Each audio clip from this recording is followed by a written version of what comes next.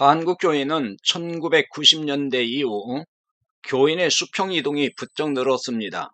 2017년 한 연구기관의 조사에 따르면요, 수평 이동으로 등록한 교인의 비율이 45%에서 많게는 75%에 달하는 것으로 나타났습니다.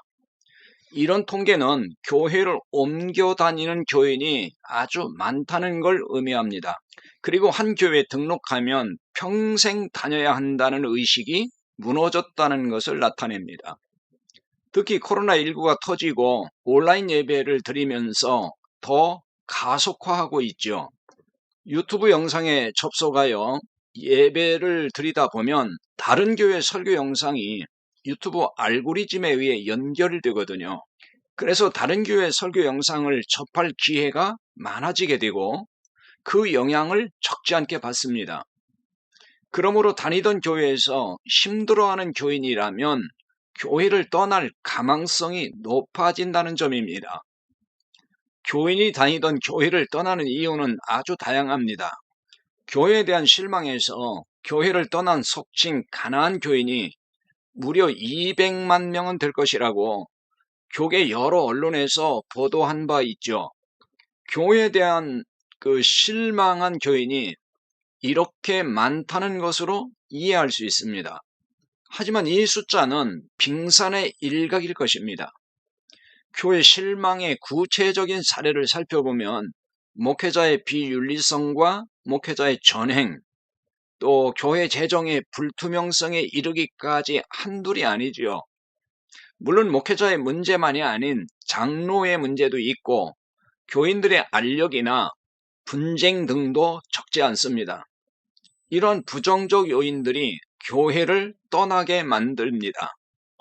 근래에는 이와는 또 다른 이유로 교회를 떠나는 교인들이 늘고 있습니다. 목회자나 장로, 교회 시스템상의 문제는 전혀 없습니다. 교회 재정도 아주 투명하게 운영하고 있고 교인 간 분쟁이 있는 것도 아닙니다. 그런데 문제는 그 교회에서 참 복음을 듣기 어렵다는 거예요. 교회 양적 성장에 매몰돼서 율법주의와 규복주의 혹은 인본주의, 신비주의 설교로 교인들의 충성을 유도하며 경쟁 구도를 만듭니다. 또는 성경을 읽어놓고 교양 강좌 수준의 설교를 하고요. 아니면 현실 정치 얘기로 도배를 합니다. 이런 이유로 성경의 복음에 목말라 더는 견디지 못하고 교회를 떠나는 유형의 교인이 있다는 것입니다. 이렇게 다양한 유형으로 교회를 떠나기도 하는데 떠날 때는 아무 말 없이 떠나는 교인이 대부분인 것 같습니다. 교회를 떠나기 전에 담임 목사나 그 외 관계자에게 인사라도 하고 떠나는 교인이 별로 없다는 거지요.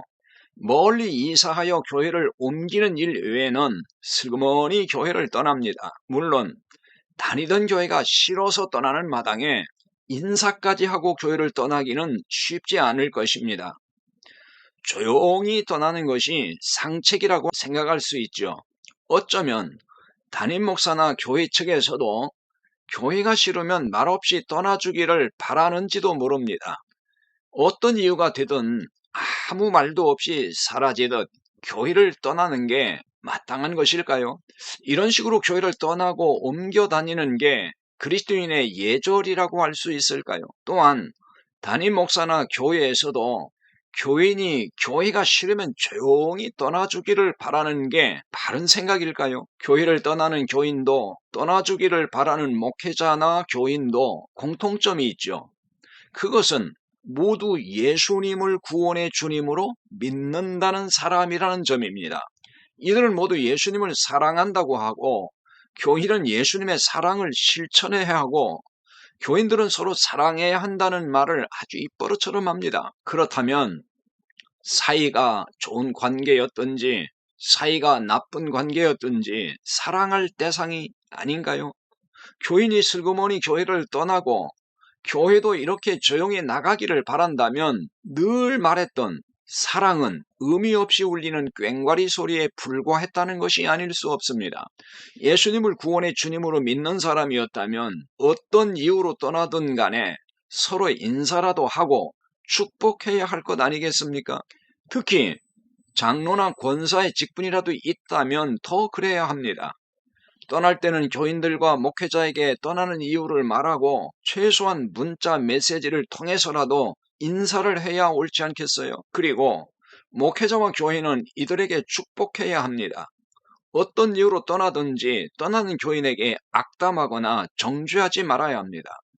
참 그리스도인이라면 교회를 떠나는 교인이나 떠나보내는 교회 목회자나 교인은 최소한의 예의라도 갖추어야 하지 않겠습니까?